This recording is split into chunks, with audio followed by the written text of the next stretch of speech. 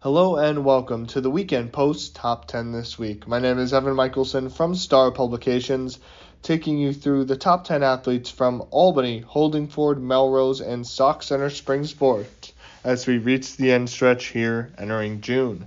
We'll start with baseball and Elliot Burnett from Albany.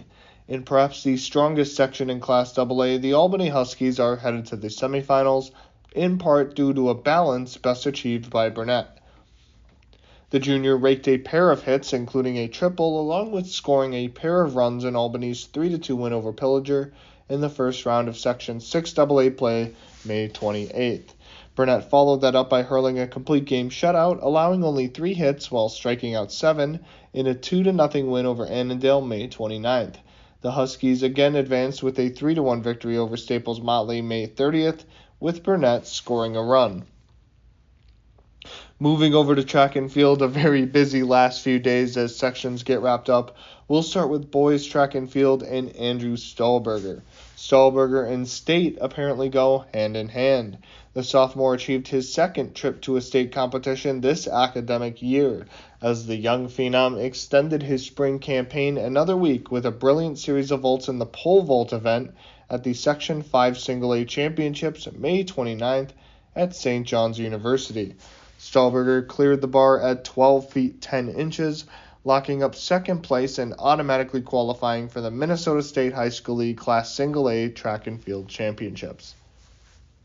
Next up, we have Alex Helgeson from Sauk Centre. For the first time in his young career, Helgeson is headed to state.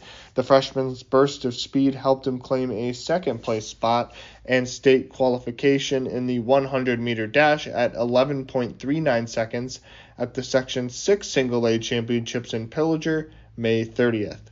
Additionally, Helgeson was also the anchor of Sauk Centre's 4x100 relay that reached state with a first-place finish at 43.65 seconds.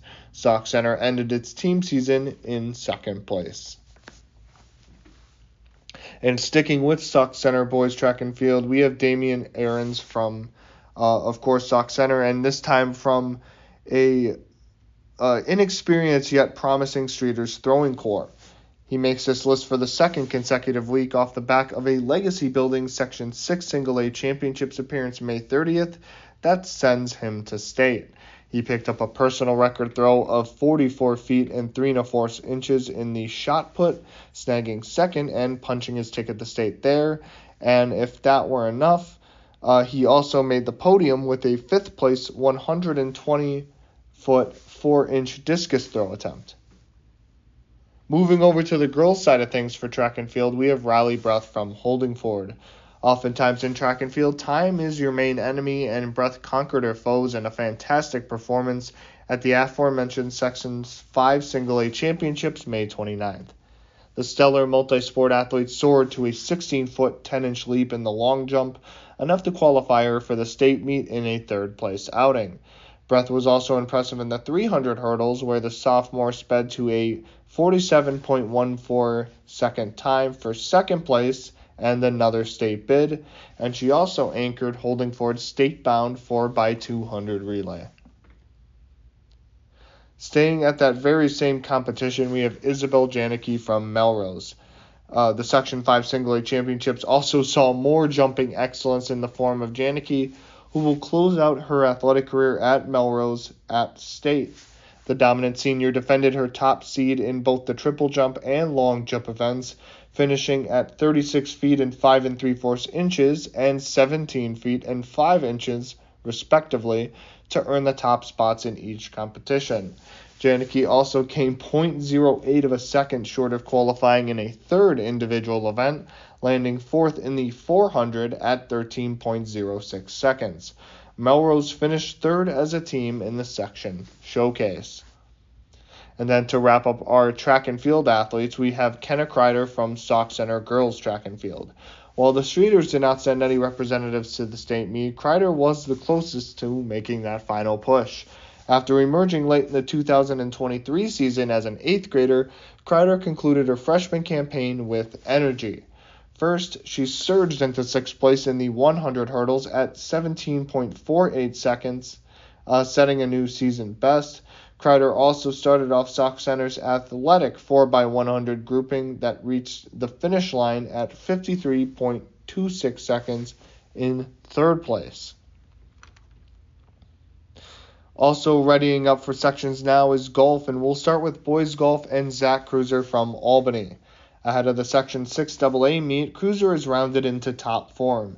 The senior golfer and leader by example for the Huskies was simply remarkable at the Cardinal Invite May 29th in Brainerd, finishing 4 under par with a score of 66 to pace the 89 competitor field.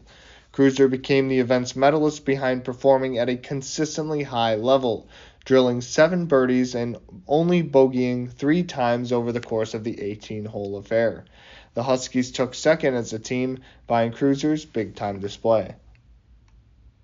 Jumping over to girls golf, we have Maddie Kramer from Melrose.